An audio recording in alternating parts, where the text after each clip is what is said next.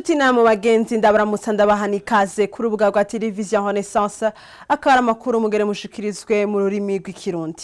Imiryango irenga amajana 8 y'abakorewe amabi atandukanye mu Burundi niyo imaze kwitura urunoniga abashingwamanza gwiyemeje gufasha abahohotewe gushikana amadosiye yabo imbere ya sentare mpuzamakungu. Muri iyo miryango irenga amajana 5 yiyongereko ubu kandi hakaba harimwo n'imiryango amajana 4 y'abari mu mugambwe FNL. Umushingwamanza Ahmed Niyongere umwe muri abo bashingwamanza ahamagarira abandi barundi bahuye nayo mabi kubandanya babitura kugira bashobore kubishikana imbere ya sentare mpanavyaha mpuzamakungu CPI binamenyekane ibiriko biraba mu Burundi. Tumukurikire. Turavye abamaze kutwitura twebwe nk'abashingwamanza baserukira imiryango yabuze ababo muri sentare mpuzamakungu mpanavyaha tumaze kwiturwa n'abahohotewe ubuzima n'imiryango yabo abantu barenga amajana 5 ucyushirako nabo baraye bazanywe n'umugambwe FNL barenga amajana 4 urumva bariko bararenga amajana 7 bariko barenga amajana 8. Ivyo rero birerekana yuko abantu bariko baramenyera bariko barumva kamo kariko karategwa kugira bashobore kwitura abashingwamanza bashobore kubaserukira muri sentare mpuzamakungu mpanavyaha.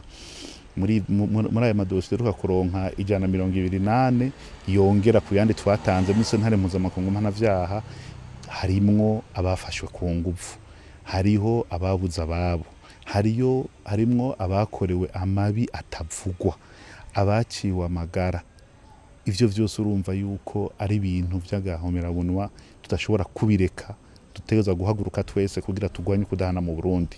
Kandi benshi muri abo baraza bakoreye ayo mabi, bari mu nzego za leta, bari mu gwaruka rw'imbonerakure, ugwaruka rw'imbonerakure kwakorana n'igipolisi hamwe nabo mwiperereza.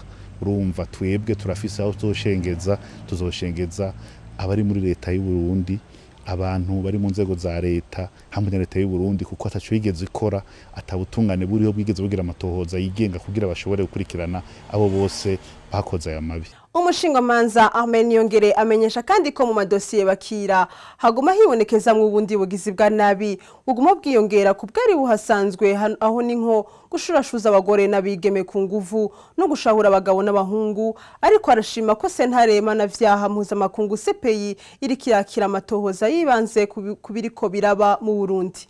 N'ubunyene tumukurikire. Sentare mpuzamakungu mpanavyaha ikigira amatohoza y'intangamarara, hama ubu rero turayiha ibintu nk'ivyerekeye ayo mamanda yandi butwaragerageje gutanga zitangwa nabo babohotewe ubuzima, imiryango yabo, ivyabona, abari mu nzego za leta bashimye kutabandanya bakorana na leta n'inzego za leta ziko zica abanyagihugu. Turafise abahora mu nzego za leta, abahora mu mbonerakure, abahora mu nzego z'umutekano, mu iperereza.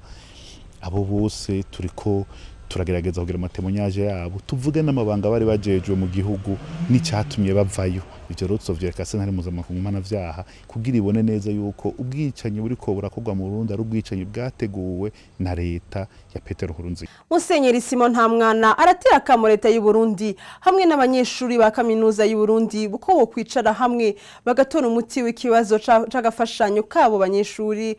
Ahanura abanyeshuri kubahiriza intumbero ya leta, ariko kandi arasaba leta nayo gutegera ubukene bw'abavyeyi n'abanyeshuri muri iki gihe. Kurikira Musenyeri Simon Ntamwana.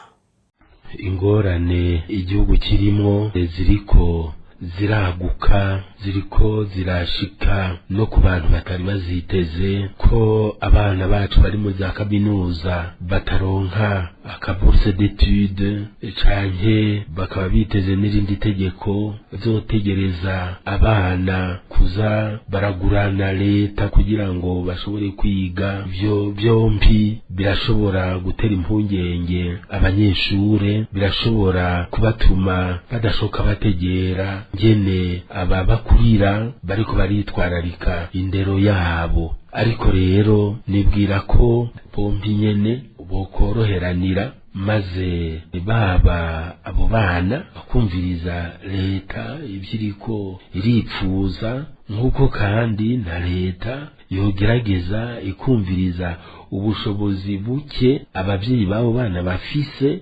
igaheza ikagerageza gushyira uwo mugambi mu gihe abo bantu bo bamaze koroherwa na gatoyi. Noneho turabona yuko ubushobozi bw'abanyagihugu muri izi ngorane z'ubutunzi bwagabanutse, z'ubutunzi bw'abantu busigaye ari igikorwa cy'abanyagihugu nka bonyene, kubera ko atamfashanyo twumva ziza mu Burundi, kubera ko n'amikoro y'abo banyagihugu yabaye make, kubera ko dusigaye byose tuvyikoka ko. Nibwira ko cyo gikorwa cyabwirizwa gufata kugirirwa intambwe y'aba leta, y'aba baba abavyeyi n'abana babo.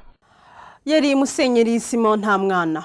Igipolisi kijejwe uruja n'uruza mw'ibarabara PCR riragabisha ko igihe ko bari batanze cyo kurindira abarondera uruhusha kugendesha imodoka kizoherana n'igenekerezo rya 3 ukwezi kwa 5 umwaka wa 2017. Museremu Innocent arongoye PCR aranibutsa ko uburyo bwo kuronka ugo ruhusha ari ukwishikira kuri ivyo biro vya PCR ukuzuza ibisabwa n'amategeko. Tumukurikire. On a remarqué que bon nombre de citoyens burundais et étrangers résidant ici. Twarabonye ko abanyagihugu batari bake b'abarundi n'abanyamahanga baba mu Burundi baritavye igikorwa cyo guhinduza impapuro zibaha uburenganzira bwo kugendesha imodoka bita permis de conduire. Ariko hariho abantu gushika ubu bagikoga amaguru kugira baze guhinduza ugo rupapuro. Turonkeho akanya ko kubamenyesha ko igikorwa cyo guhinduza ugo rupapuro rwari gongerejwe mu kiringo c'amezi 6 kizorangira itariki 3 z'ukwezi kwa 5 mu mwaka w'2017. Aho rero mukumva ko abatarakora ico gikorwa babwirizwa kubikora mu maguru masha kugira nibazohanwe n'amategeko. Turamenyesha kandi abarundi bose ko hari umugwi w'abateka mutwe babesha abanyagihugu abaza bava mu ntara bababesha ko bakora izo mapuro bita permis de conduire zikozwe mu buhinga bwa none. Rero turonkeho akanya ko kubamenyesha ko ico gipapuro gitanga uburenganzira bwo gutwara imodoka udashobora kucigana. Nibishobora gukorwa n'impapuro z'imimbano gusa. Iki gipapuro gifatwa kimwe n'amahera akorwa ni banki. Kuri ivyo nushobora kugisubiramo ngo bikorohere. Uburyo nyabwo bwo guhabwa iki gipapuro gitanga uburenganzira bwo gutwara imodoka permis de conduire nuko utegerezwa kuza mu gipolisi mu gisata kijejwe ico gikorwa ukuzuza impapuro zabigenewe. Amabi akogwa n'inzego za leta y'u Burundi barabandanya gushira habona ingene ayo mabi bayakora. Uyu numwe muri benshi mumaze kumva akaba yafashwe n'abantu ageze mu Kayanza, bose bari bafise inkoho, hari nabambaye impuzu z'igipolisi. Yarasuye mu Burundi inyuma y'amezi agera kuri 4 yarahunze kumvo z'umutekano wiwe muke, bakimufata babanje kumutera urushinge atamenye ivyo bamuteye ivyo ari byo gushika uno munsi. Tumukurikire. Hanyuma hageze mu ntango z'ukwezi kwa 4 2016 umukoresha wanje arampamagara mugira ko ngomba gusubira Burundi ku kazi, bitabaye uko bakankura ku kazi. Icyo gihe nta mahitamo nari mfise, nafashe urugendo subira Burundi itariki 9 z'ukwezi kwa 4. Ngeze mu nzira precisement ndenganye mu Kayanza, ni imodoka narimo bayihagaritse. Haza abantu 4, babiri no umwe yambaye impuzu z'igipolisi, bandi 3 bambaye civil ariko nabo bafise inkoho. Bankura muri bus, babwira umushoferi ko agenda. Maze gushika hasi niho batangura kunjana, banjana haro barafise imodoka yabo voiture Probox. Mu kugenda bagenda bankubita cyane, bambwira wambaye umututsi waruzi ko badusize, ubu tugiye kukwica tuguhambe hamwe atawuzomenya niyo nibisigara byabaho biri naho twaguhambye. Icyo gihe baranjanye bangeza kuri iyo modoka, bayinjizamwo. Bamaze kuyinjiramo baraheza banyambika ikintu mu maso, bantera urushinge mu kuboko. Maze kuntera urushinge mu kuboko, imodoka barayijana. Icyo gihe naciye nsinzira sansuye kumenya ivyakurikiye. Nasubiye kuvyuka mu ijoro mfise amadouleur menshi cyane mu mbavu, menetse umutwe cyane, sana wataye ubwenge ntashobora kwibuka neza ivyambayeho. Vyafashe umwanya munini kugira ntore ivyambayeho. Nisanze ndahantu hatabona, mu nzu irimo mwiza cyane mwinshi cyane ku buryo bw'uko n'abari bari aho bamfashe bakoresha amatorshe kugira ngo bideplace. Icyo gihe nikanguye nsanga bo bari hanze bariko baraharira. Icyo gihe ngira chance nsanga telefone ndacayifise. Icyo gihe ndaprofita muri uko bakiri hanze baharira, niho nanditse message ndayandikira abantu babiro muri famille, ndangije ndayifuta. Hanyuma baca baraza baramfata batangura kumbaza, barambaza wavyutse ryari, tabwira sinashobora kuvuga icyo gihe mara umwanya ndi ngaho. Batangura kumbaza mwakorera imyimenyerezo he, tunashobora kwishura usibye ko nta nivyo ndabizi ko. Nyuma bamaze kumbaza ibintu byinshi niho hagiye umwe numva yitavye telefone, batangura guharira, ariko mbere yaho bakicinjira telefone bari bayinyatse. Mwijoro ry'uwo munsi yikanguye asanga bariko baraharira bari ahantu atashoboye kumenya, babazanya uwo bayanditse ubutumwa bumenyesha ko yafashwe. Bahavuye bafata ingingo yo kumukura aho hantu bamutwara aho yikanguye asanga ari kwibarabara. Abantu bamushengereye atazi na kimwe mu vyamubayeko. N'ubu nyene dusubire tumukurikire. Bayinyatse niwe bari bayifise, umumuro niwe yarayifise. Sinzi rero ko byagenze. Mu nyuma batangura kubonera nk'amatelefone menshi cyane baharira umuntu tumugira iki, ninde yatanze amakuru, byagenze gute, byageze ku mezo sosiyo gute. Icyo gihe habasa nkaho habaye uruhagarara muri bo, kugeza naho batangura gushwana bagomba kurasana barondezera uwo muntu yoba yatanze amakuru. Ubwo bari bakiri babandi bane bamwe simuvyemeza igitigiri nyezina kuko ntihabona.